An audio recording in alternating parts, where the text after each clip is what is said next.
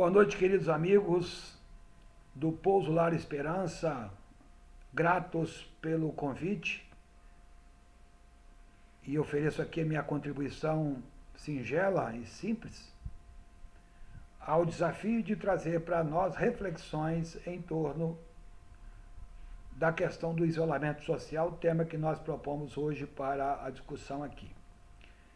Não consegui, por limitações de ordem técnica e intelectual, produzir um vídeo, um material que eu pudesse expor, embora tenha tentado, confesso que passei o dia inteiro vendo como solucionar o desafio de mostrar slides e ao mesmo tempo conciliar com a exposição da voz e do rosto, mas resolvi, para não deixar o grupo sem o trabalho da noite, colocar aqui a conversa apenas em voz e vídeo. Peço desculpa por não apresentar um trabalho de melhor qualidade. Quero também felicitar, abraçar os internautas que porventura nos escutam e nos escutarão em outros dias, posto que a nossa pretensão é postar esse material para que fique disponível, mas é discutir hoje a questão do isolamento social. Aqui nós estamos todos convidados pelas autoridades sanitárias e sanitárias públicas e autoridades públicas diante do grave problema da pandemia que nos acomete, que é o coronavírus, o Covid-19. Diante da questão que está posta, a primeira pergunta que nós queremos colocar em discussão aqui é se o contágio se dá pelo relacionamento físico ou contato social. Não nos parece que contato social, isolamento social, fique adstrito ao contato físico, posto que agora, falando a vocês, mesmo que estivesse contagiado, imagine que não esteja, pelo vírus do coronavírus, não me parece cientificamente provado, não me parece legalmente possível eu contagiá-los com o coronavírus, embora possa contagiá-los com as minhas más ideias. Isso é verdade, confesso. Então, quando nós estamos tratando da questão do contágio, nós estamos falando do contágio físico, que pode alcançar todas as pessoas, inclusive bebês. Temos casos de bebês. Estando em grupo de risco, as pessoas que têm idade superior a 60 anos, que têm algumas outras doenças que possam minimizar a sua resistência orgânica e então estejam aquilo que se chama grupo de risco. Para as pessoas que não estão dentro desses grupos, a recomendação vale pela higienização das mãos permanentemente, pelo uso de máscara, pela limitação da circulação, mas quando nós estamos falando de isolamento social, é preciso compreender o aspecto que se coloca e não estender, e não deixar de refletir a respeito também das próprias lições que podem surgir desse isolamento social secundário que se dá através da falta de contato com o padeiro, com a mercearia, com o açougue, com a pessoa que faz a limpeza da sua rua, mas aprimorar os contatos primários, posto que quando nós falamos de contatos sociais, nós falamos dos contatos primários, e sobretudo aqueles que estão muito perto de nós, os nossos familiares, esposa, marido, avô, avó, tio, neto, sobrinho, vizinhos, pessoas que trabalham conosco, mais próximo do dia a dia, com os quais nós estabelecemos uma identidade e uma proximidade mais estreita, as quais já conhecem muito das nossas particularidades, tanto que nós intimamente muitas vezes as colocamos no rol das nossas famílias e as convidamos para os momentos mais íntimos da nossa existência, qual seja um aniversário, uma festa de casamento, um almoço fraterno, ou às vezes participam mesmo dos nossos grupos religiosos. No caso, estamos falando aqui para um grupo de espíritas e outras pessoas, naturalmente, que nos escutarão. E quando nós estamos falando de contato social, isolamento social, é preciso entender, e nós precisamos entender, e ampliar o entendimento que há muitas pessoas que estão próximas geograficamente, mas não estão próximas do coração. Quantas pessoas estão vivendo isolamento social dentro das casas, dentro dos seus lares, mesmo estando próximos, mesmo estando convivendo com pessoas com as quais a lei divina lhe facultou e lhes possibilitou o sagrado ajuste da convivência para que eles possam solucionar os seus impasses, os seus conflitos de convivência psíquicos, emocionais, afetivos, sexuais, por que não? No ambiente da família. Então, quando se estabelece a questão do isolamento social, talvez seja muito importante refletir sobre a quantidade dos relacionamentos que nós temos e bem como a qualidade deles. Nesses contatos primários a que me referi, onde estão esposa, pai, mãe, irmão, tio, avô, sobrinho, nora, genro, familiares mais próximos, é preciso compreender, conforme nos fala o livro 3º do Livro dos Espíritos, nas leis morais, traduzir a lei de sociedade no verdadeiro sentido.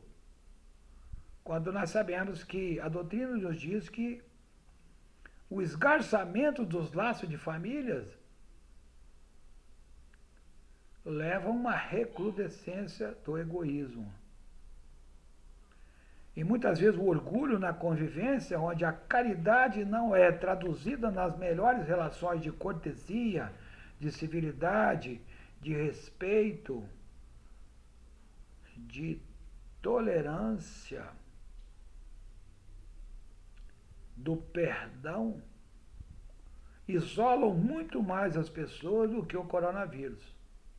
O coronavírus, imaginamos, pensamos, idealiza-se que em algum tempo passará, onde nós esperamos, com a graça de Deus, que faculta os homens a inteligência para encontrar respostas e soluções para esses conflitos graves, essas dificuldades graves que assolam de forma dura a humanidade, encontrar uma vacina, um medicamento que possa mitigar os efeitos desse vírus que se revelou uma tragédia para o tempo atual. Mas a grande questão é de saber se, depois do coronavírus, que lições nós vamos trazer para que essa interação, esse isolamento social que é fruto da sociedade moderna, que se escraviza nos bens materiais, que se escraviza nas suas afeições menos dignas, onde os relacionamentos se tornam frios, vazios, de pouca qualidade quando existem. Nesse sentido, a questão do isolamento físico, ela deve ser conservada, ela deve ser mantida e ela deve ser uma medida profilática ou terapêutica de largo alcance, talvez a mais importante. Mas a pergunta que nós fazemos é: qual é o remédio necessário para melhorar as nossas relações íntimas, já que agora, dentro de casa, nós estamos convidados a viver mais tempo com aqueles que estão conosco e, por via de consequência, melhorar as relações com aqueles que estão próximos de nós. É inegável que nesses dias de isolamento físico, muitas pessoas têm procurado trabalhar de forma positiva, não apenas as relações que estabelece consigo mesmo, as relações com os outros, com a natureza, com as coisas que são próprias, refletindo sobre o papel que nos cabe realizar aqui. Allan Kardec, na questão 918, ele traz para nós, a par do que já estabelece a questão, a lei de sociedade, lá no livro terceiro citado, mas Allan Kardec, na questão 918, ele faz uma pergunta muito interessante que nos cabe sempre refletir sobre ela. Qual é o meio para aferir o nosso crescimento espiritual? Como é que nós podemos interpretar ou medir o nosso crescimento espiritual? Os espíritos responderam a Allan Kardec que o homem prova a sua elevação espiritual quando os atos da vida comum, do dia a dia, dizem respeito ao cuidado com si próprio, que tem muito a ver com a imunidade tão falada, porque muitas daquelas pessoas que estão acometidas ou estão no grupo de risco são fumantes, são pessoas que bebem, são pessoas que têm pressão alta, são pessoas que são diabéticas e muitas dessas doenças, na grande maioria, podemos dizer, elas são doenças comportamentais que geraram o desgaste orgânico e, portanto, perfeitamente enquadrável dentro dessa questão que Kardec fala na relação do homem com ele mesmo. Mas na sequência da resposta que os espíritos deram ao codificador, nós temos lá também a relação que o homem estabelece com o outro homem. E esse outro homem, essa outra mulher, essa outra pessoa, ele é convidado a conviver conosco por uma boa jornada, não raro, longos anos de convivência. E nós sabemos que grande parte das relações familiares são deterioradas por comportamentos muitas vezes questionáveis da parte de um e de outro, onde nós temos, então, uma sociedade onde os filhos crescem distantes do pai, acostumados a acompanhar aquelas brigas, a acompanhar aquelas discussões longas, muitas vezes que motivam violência de ordem psíquica, de ordem moral e às vezes até mesmo a violência física, para não dizer da lesão corporal de natureza grave e a própria morte, já que temos aí casos bastante importantes estatisticamente, quando esse desajuste familiar gera o esgarçamento, ou esfacelamento, ou o absoluto nó nas relações familiares, gerando aí órfãos, viúvas, ou pessoas que vão para o presídio para amargar longos anos de cadeia, porque, estando juntos, não foram capazes de estabelecer relações fraternas e solidárias, amorosas, que possibilitasse a vida familiar e a harmonia. Mantiveram-se isolados fisicamente, mesmo estando perto socialmente. Então, nosso tema de hoje, isolamento social, ele é muito apropriado em torno disso, porque a sociedade ela é constituída de relações. A nossa vida começa na relação de duas pessoas.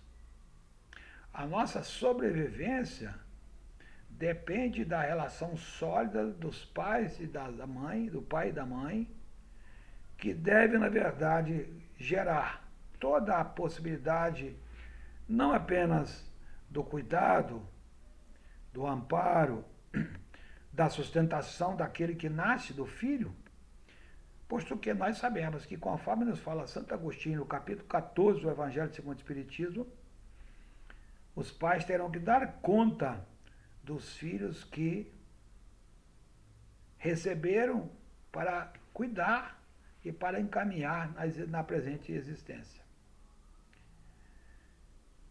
E muitas vezes nós sabemos que nós temos filhos de pais ausentes, embora presentes, fisicamente, mas socialmente ausentes.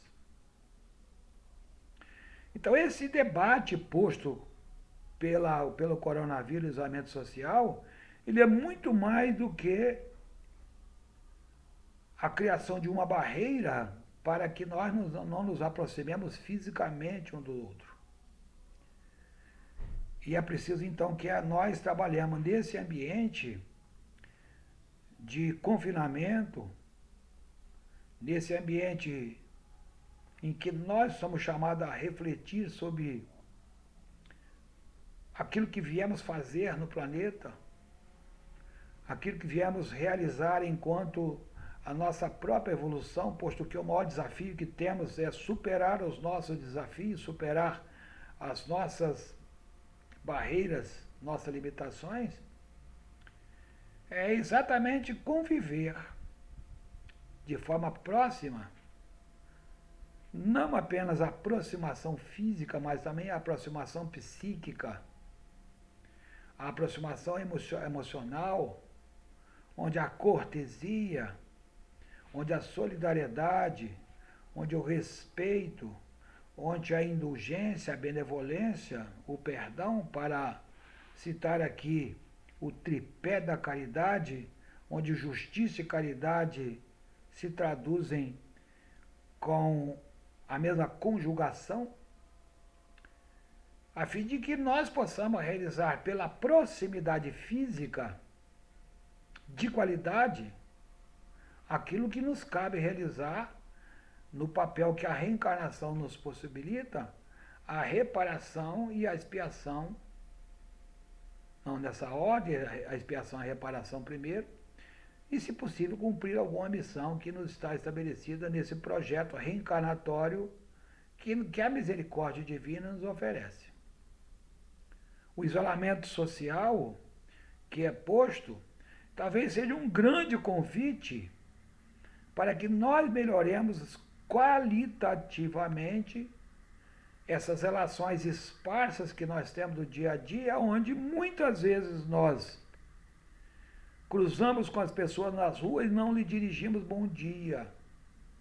Eu posso afirmar com muita segurança, porque eu pessoalmente tenho as minhas imperfeições e, portanto, sou bastante, e confesso aqui isso, sou bastante dado a analisar a conduta dos outros, quando eu vejo que muitas pessoas vão às igrejas, aos templos, ao centro espírita e não cumprimentam sequer as pessoas com as quais convivem naquele ambiente, onde parece que a troca do aperto de mão, do abraço, é espinhosa, fazendo com que essa pessoa se continue isolada. E não tem coronavírus, porque os espinhos aí são outros, os coronavírus aí são outros, que são de ordem moral, são de ordem evolutiva.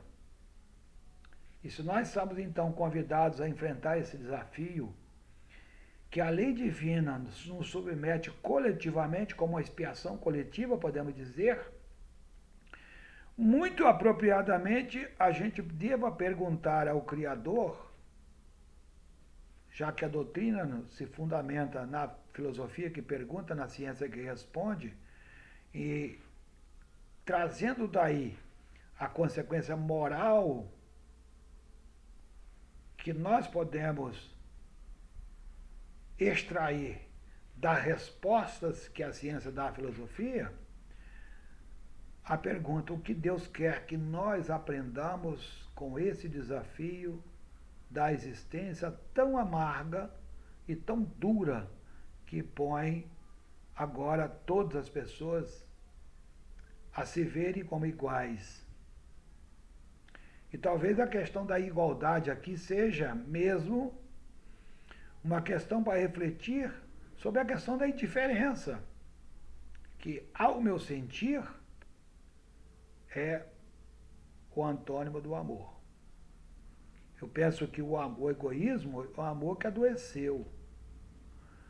A indiferença é o amor que não nasceu. Porque a indiferença é zero de sentimento. E quando alguém se revela indiferente do outro, ao meu sentir, ao meu ver, à minha interpretação, ele está isolado não apenas fisicamente, mas ele está isolado espiritualmente, ele está isolado socialmente, ele está isolado sociologicamente, está isolado economicamente. E aí o mal se revela muito maior com repercussões de maior gravidade. Diante do desafio que está posto, será muito bom que nós aproveitemos desse tempo que estamos vivendo mais dentro de um ambiente familiar, ou pelo menos nos contendo muito mais, que nós estabeleçamos algumas medidas que possam se traduzir na melhoria da qualidade das relações que nós estabelecemos com nossos familiares.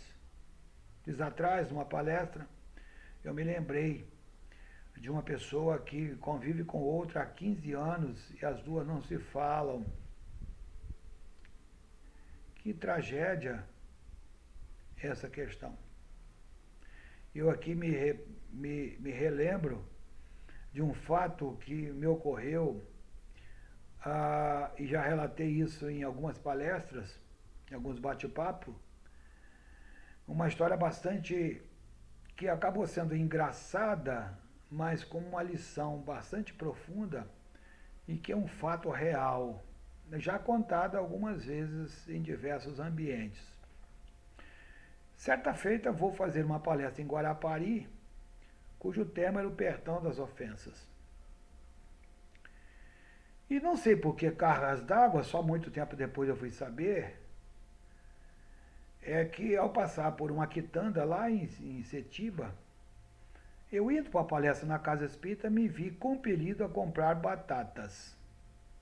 Em verdade, eu acabei comprando uma única só, porque eu tinha pouco dinheiro naquele dia. Aliás, tenho sempre. Se alguém quiser me ajudar, pode. Estou precisando de ajuda aí. Mas, olha bem, eu tinha pouco dinheiro e comprei uma batata. Me lembro que ela pesou 338 gramas. Parece que nenhum de vocês que me escuta aqui deve ter comprado alguma vez uma batata só de 300 e poucas gramas. Sempre a gente vai comprar, a gente compra mais de um quilo. E paguei, na verdade, R$1,42. Depois vocês façam conta aí quanto que deu o quilo da batata. Mas fui para a palestra lá no Allan Kardec de Guarapari. Me lembro que quem presidia a sessão lá, minha companheira Alba, lá de Guarapari. Meu abraço, Alba, se me escuta.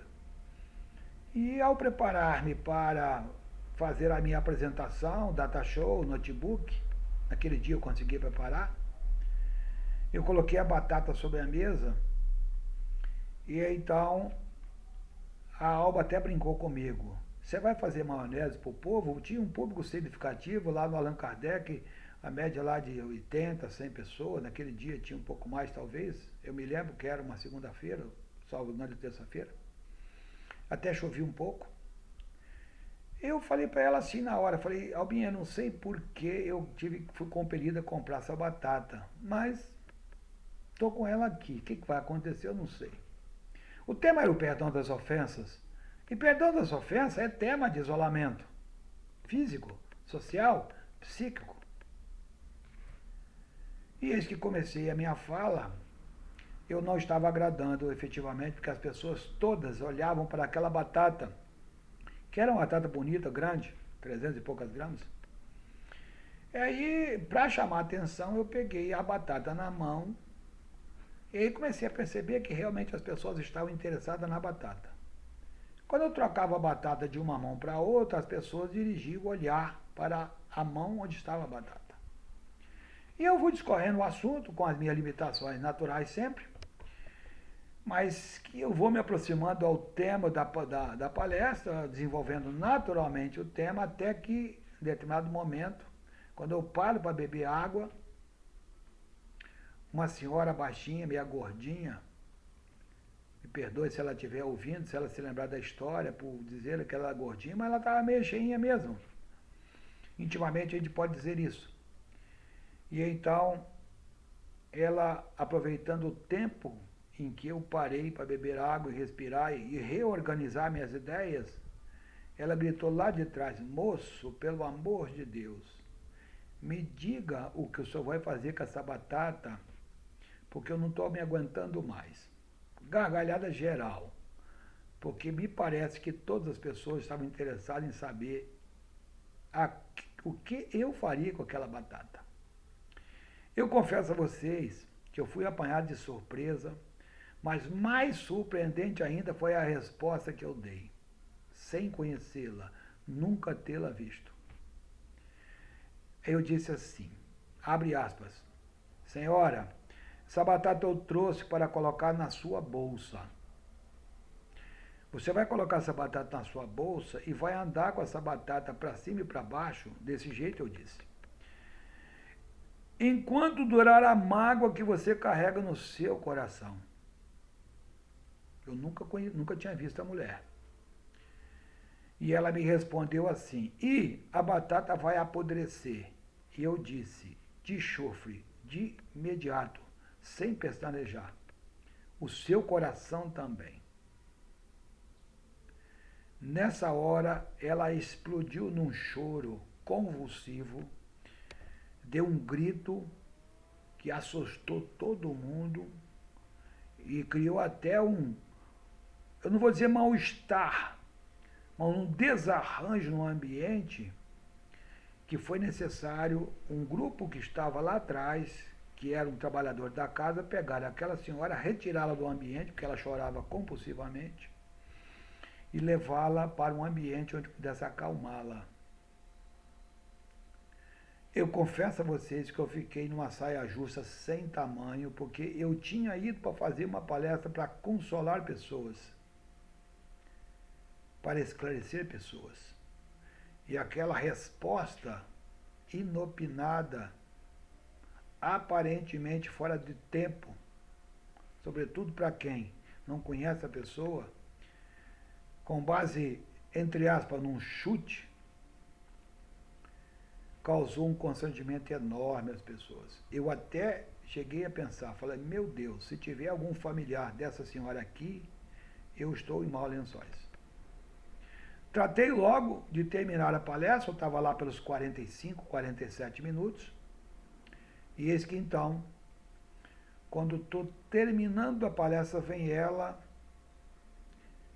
correndo em minha direção ao meio, e falou, posso te dar um abraço, senhor? Eu fiquei sem muito dizer, não deu tempo. Ela se abraçou a mim e eu fiquei até meio constrangido porque eu não a conhecia. Ela me deu um abraço fraterno que talvez eu tenha ganhado poucos na minha vida. E ela me disse o seguinte, o senhor resolveu um problema meu. Me contou a seguinte história, ali no término, enquanto as pessoas se preparavam para o passe. Eu sou de Minas Gerais, eu tenho a irmã que mora comigo aqui em Guarapari, nós morávamos lá em Minas, nosso pai morreu, nós éramos 2 irmãs. Quando nosso pai morreu, deixou uma pequena propriedade, nós decidimos vender a pequena propriedade e comprar um sítio em Guarapari. Compramos um sítio, não, 2 lotes, perdão, em Guarapari. Compramos esses 2 lotes em Guarapari, um contíguo ao outro, um ao lado do outro. 2 casas bastante iguais, os valores eram os mesmos. Nós dividimos o dinheiro e compramos as 2 casas e passamos a morar. Mas um belo dia, por uma razão que eu nem me lembro qual, nós brigamos e brigamos feio. Eu acabei por fechar o buraco que havia no muro, por onde nossos cachorros, nossas galinhas passavam, e depois levantei o muro acima daquilo que já existia, porque verdadeiramente eu queria me isolar dela, para aproveitar a palavra do tema. E tem 12 anos que nós não nos falamos, morando uma ao lado da outra. Hoje o Senhor me fez sair daqui, ir lá para a casa dela, apertar a campainha e pedir perdão a ela. E ela não falou mais. Dá licença, estava meio chuvoso, eu não sei onde ela mora, nunca mais, olha só, ouvi depois, mas eu vim embora mais aliviado, digamos, daquele transtorno que tinha causado. Passado algum tempo, 2 anos depois, 3 anos, não me recordo exatamente qual, estava eu no centro de Vitória, a 50 e tantos quilômetros do local onde tinha acontecido essa história, numa praça importante de Vitória. Se alguém que mora fora de Vitória, então eu estou dizendo, é uma praça importante de Vitória, a Praça Costa Pereira. Numa sexta-feira, 3 da tarde, escutei assim, no meio da rua, 3 horas, sol quente: moço da batata! Não era comigo, eu não vendo batata, não planto batata, não trabalho em supermercado, não faço feira. Escutei de novo: moço da batata! Uma pessoa que caminhava ao meu lado me disse assim: aquela senhora está querendo falar contigo. Ela vem correndo para cá. Falei: não, acho que é o senhor, porque eu não a conheço. Falou: também não conheço. Paramos os dois.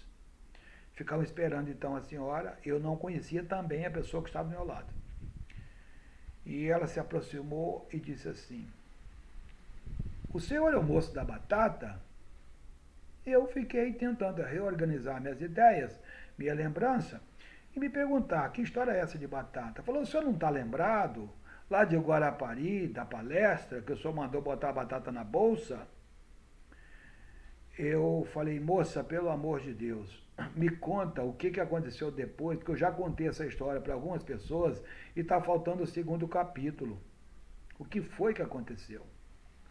Aí então ela pôde matar a minha curiosidade e a curiosidade de muitas pessoas que me escutam agora e de outras que também escutaram, outras vezes ficaram muito curiosas para saber o que tinha acontecido. Disse ela o seguinte, abre aspas: naquele dia saí do centro, ela me relata essa história desse jeito, saí do centro e fui direto para a casa da minha irmã. E quando eu estou apertando a campainha, nessa hora, todas as vezes que eu conto essa história, os meus olhos se enchem de lágrimas, porque esse fato é vivo. E ela me disse o seguinte: quando eu fui apertar a campainha da casa da minha irmã, uma mão abriu a porta e me puxou para dentro, como se tivesse alguém atrás da porta escutando a conversa que eu tinha dito que ia na casa dela, e me puxou para dentro e nós trocamos um abraço de 15 minutos. E a única coisa que a gente fez desse tempo todo foi chorar. E choramos copiosamente. Durante um tempo que eu imagino ter 15 minutos, e passamos daquele dia, eu saí do centro 9h20 mais ou menos. Ela me disse, eu saí da casa dela 2 da manhã, porque nós tínhamos 12 anos de fofoca, de conversa para trocar. E no outro dia de manhã cedo, nós tomamos a seguinte decisão: nós vamos não apenas restabelecer o buraco do muro que eu tinha fechado, e não derrubar a parte superior do muro que eu tinha acrescentado. Nós vamos demolir todo o muro que existe entre nós duas, porque nós não queremos ficar mais isolados uma da outra, não queremos ficar mais distantes uma da outra. Só então nós podemos perceber o quanto tempo nós perdemos e quanto tempo nós ficamos isoladas, não apenas fisicamente, não apenas psicologicamente, mas espiritualmente. Perdemos oportunidades maravilhosas de conviver e de reviver a nossa lembrança de meninas, de pessoas lá na roça. Nesse dia eu chorei 2 anos depois. Eu conto, toda vez que eu conto essa história, que ela faz parte da minha vida, meus olhos enchem de lágrimas. Eu peço desculpas a vocês por isso, pela emoção que passo, embora eu tento colocar o meu coração nessa história, porque sei do quanto é importante viver com aqueles que Deus colocou ao nosso lado e que nos oportuniza verdadeiramente essa proximidade, em que o tal do isolamento social, não bem interpretado, ele pode, na verdade, ser agravado. Enquanto eu imagino que Deus, essa é a interpretação minha, eu imagino que Deus tenha nos aprisionado, entre aspas, tenha nos confinado, entre aspas, tenha nos isolados fisicamente daqueles que podem ficar distantes, para nos aproximar daqueles com os quais nós temos que estar perto, que são nossos filhos, que são nossos pais, que são as pessoas idosas, que infelizmente são as maiores vítimas desse processo de pandêmico que ataca a sociedade, motivando estatisticamente o maior número de mortes que tem sido provocado.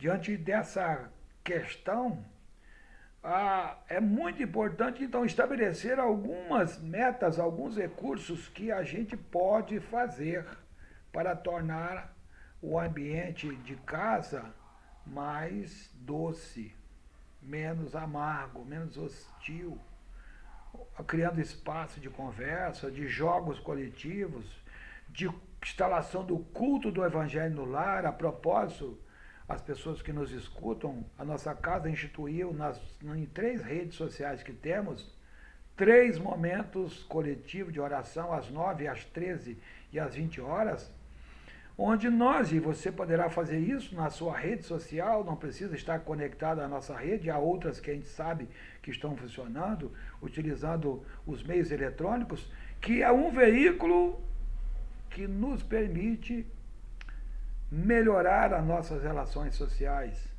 Enquanto muitas vezes as relações sociais, as relações que faz pelo Facebook, pelo Instagram, pelo WhatsApp e outros recursos existentes, às vezes são relações muito frias, onde a pessoa se limita a botar um dedão para cima lá e nem diz bom dia. Como às vezes não dizemos bom dia para a pessoa que acorda do nosso lado, dorme do lado, mas está distante do lado. Toma café conosco, do lado, mas ao se despedir, o faz com certa rispidez. E quando nós somos obrigados a renunciar a uma questão qualquer, muitas vezes essa renúncia é cheia de resmungos, é cheia de murmurações, é cheia de impaciências, é cheia de falta de caridade, no sentido pleno que a palavra sugere, quando caridade traduz-se no conceito de fazer ao outro aquilo que eu quero que me faça, sem a cobrança,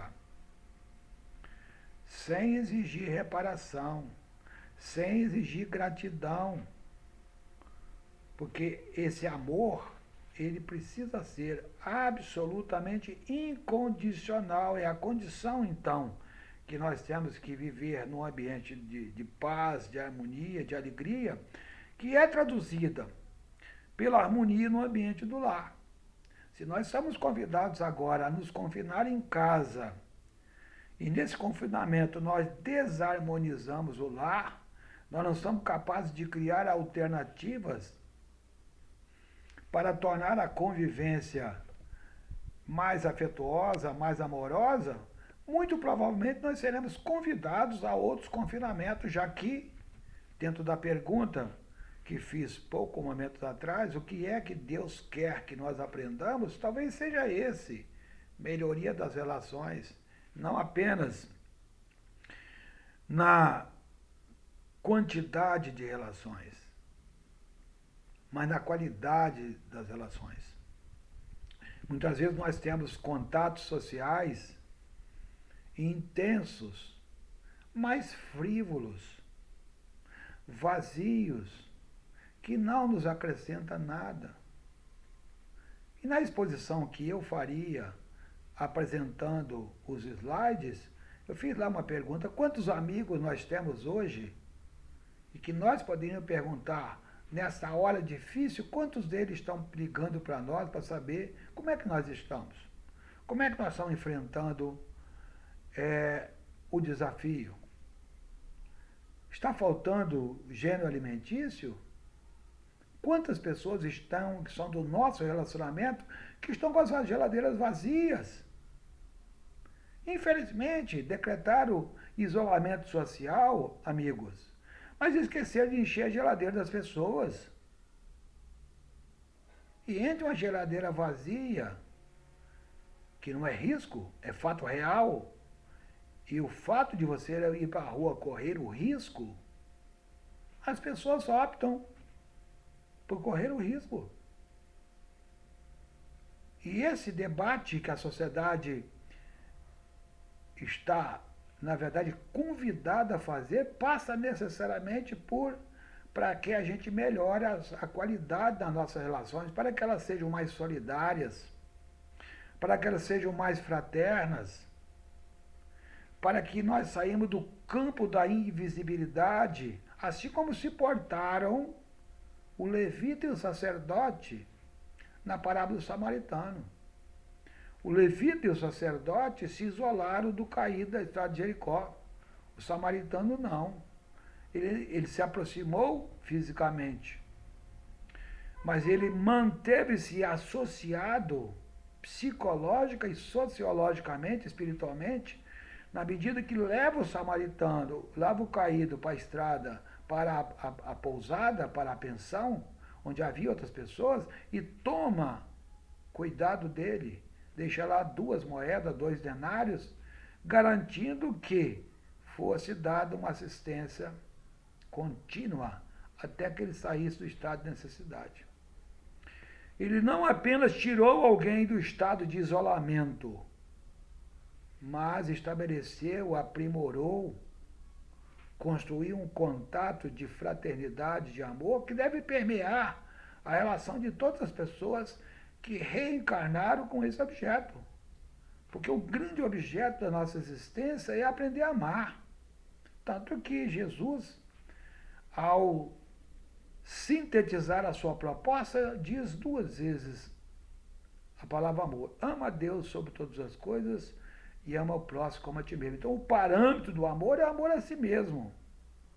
E quando nós, então, saímos do campo da invisibilidade, da insensibilidade, da melhoria das relações que nós estabelecemos com aqueles que nos são caros, que nos são queridos, nós estamos aí desafiando a nossa existência, aprimorando o nosso projeto reencarnatório, se não o cumprindo, já que a nossa reencarnação se deu exatamente para que nós não nos mantenhamos isolados. Porque o homem isolado, ele isola-se, ele estiola-se, ele acaba verdadeiramente perdendo grande oportunidade da realização das experiências de convívio, de conhecer o outro, porque ninguém cresce sem se conhecer e conhecer aqueles que estão à sua volta, facilitando assim o aprimoramento dos seus talentos e a correção das suas dificuldades. Então, quando nós estamos falando então de isolamento social, pensemos como nós estamos fazendo isolamento social. Que nós façamos isolamento físico, sim, para quem está de risco. Que nós façamos isolamento físico, sim, evitando qualquer medida que possa nos colocar, mesmo que se fora do grupo de risco, nos colocamos em contágio. Mas não deixemos nosso coração esfriar por causa de isolamento. Ao contrário, aqueçamo-lo. Porque nesse momento em que todos nós estamos ocupados em discutir os males do mundo, talvez a gente pudesse discutir as soluções do mundo. Nunca tivemos tanta oportunidade, com tanta inteligência, com tanta tecnologia, com tantas possibilidades de relacionamento, melhorar os nossos relacionamentos, não apenas quantitativamente, mas qualitativamente, a fim de que nós possamos construir um mundo de paz, de harmonia, de amor, de fraternidade. Fica então aí, meus amigos, um convite à reflexão da noite, que nós possamos estar em perfeita sintonia com o Criador, a fim de que melhoremos as nossas relações, começando conosco mesmo, melhorando a minha relação comigo, melhorando a minha relação com o meu próximo, tentando entender a natureza das coisas que estão postas, aprendendo a ler os talentos, os recursos que nós fomos colocados, porque se nós não aprendermos quem nós somos, se nós não entendermos a nossa natureza, se nós não entendermos o caminho que nós temos que trilhar para chegar onde nós temos que chegar, que é a felicidade, talvez nós estaremos retornando ao mundo espiritual tão endividados quanto aqui chegamos. E nós não evoluímos nada. E o papel da reencarnação é exatamente esse aperfeiçoamento, esse burilamento do espírito a que todos nós somos chamados a realizar. Muito obrigado pela sua audiência, muito obrigado pelo seu carinho, muito obrigado pela oportunidade que a casa nos dá, e que Deus, nosso Pai, justo e misericordioso, possa nos iluminar e possa iluminar os cientistas, as autoridades, para que possamos encontrar uma solução rápida e que possa representar o fim dessa tragédia tão dura que a humanidade está enfrentando. Mas que nós sabemos que é fruto da psicosfera que nós criamos em razão do nosso comportamento. Que o Senhor da vida nos abençoe e abençoe a todos nós. Muita paz, muito obrigado, que Deus os ampare.